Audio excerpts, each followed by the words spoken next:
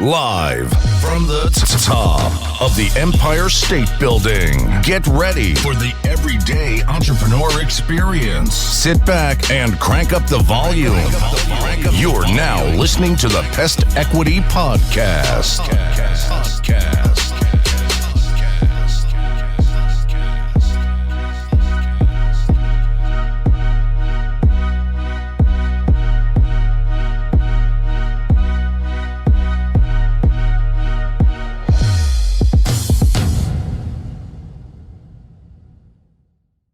Welcome all and welcome back to another great episode of Pest Equity Business Podcast.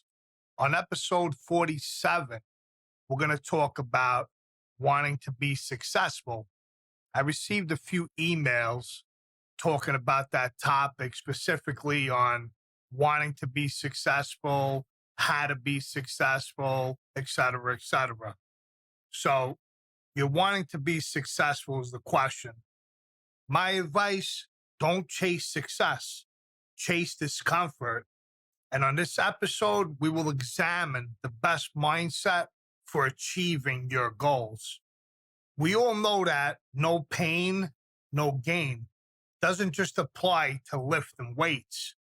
If you want to get better at something or achieve a difficult goal, the process is almost certainly going to require you to get out of your comfort zone and suffer a little or a lot. But most of us view that discomfort as a byproduct of the process, something to expect and endure, but also try to minimize. That's understandable, but it's also holding you back. If you want to maximize your success, the research I've done shows you shouldn't actually chase success. Instead, seek out that discomfort. You'll end up reaching your goals faster. Here's a fact. The more awkward you feel, the faster you improve. Say, for example, you want to become a famous actor. As a first step, you might sign up for an improv class. When you walk in the door, what should you say to yourself is the question. Many people's first instinct would be to give themselves a pep talk about trying to be as funny or as creative as possible. That's the end goal after all. But when I actually was invited as a volunteer at a beginner's improv class, those who were told to try to make themselves feel awkward and uncomfortable actually performed better and were more persistent than those who just aimed to do well in the class. Intriguing, you might think, but what does that have to do with me is the question. Of course, actors have to get used to feeling like fools. Sorry to break it to you, but so do entrepreneurs. The research I've done also conducted a series of follow-up experiments. Whether participants were studying current events or completing a writing task, those who were told to seek out discomfort ended up doing better at whatever task they were given.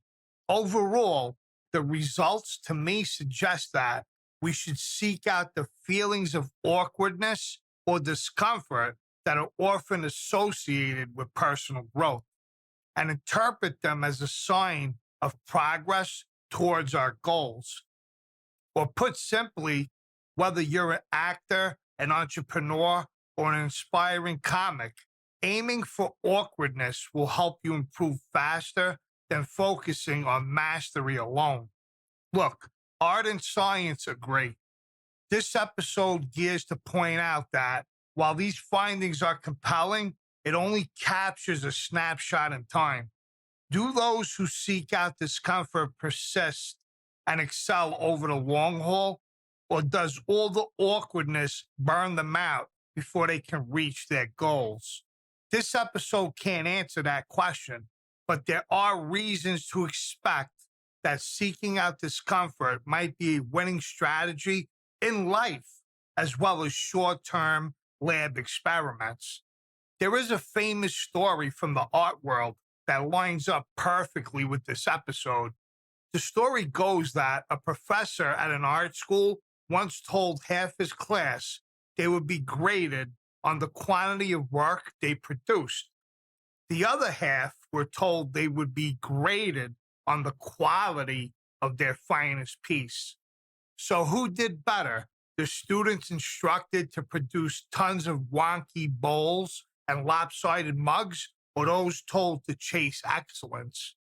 Those who created more, probably largely embarrassing work, outperformed those who aimed to create a masterwork. Embracing awkwardness won out over focusing on success.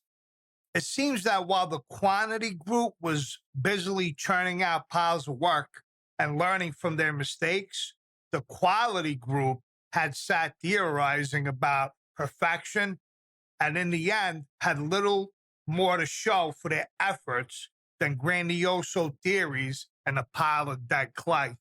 Those who embraced the messy, frustrating process of getting better put in more practice than those who focused on success. Therefore, they get better faster. That's why many advise those learning their craft to just accept the fact that they will suck at first and actively try to create bad art. Science and art seem to be in agreement.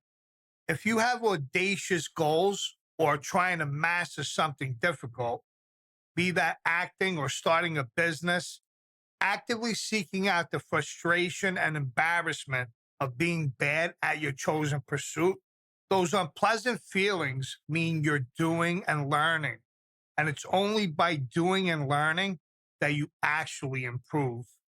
I want to thank everyone for tuning in to another great episode of Pest Equity Business Podcast. I want to thank everyone who sent us emails over at pestequitypodcast@gmail.com.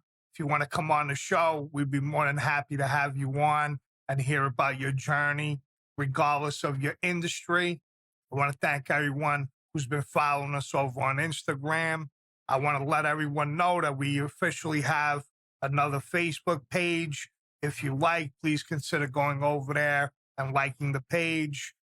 If you have any questions, comments, concerns, feel free to DM me on Instagram or shoot me an email. And see you all on the next episode. God bless. Thank you for tuning in to another great episode of the Pest Equity Podcast. Be sure to share, like, and subscribe. Follow us on Instagram at Pest Equity Podcast and join the Facebook group. Have a question or topic for the show? Shoot us an email at pestequitypodcast@gmail.com.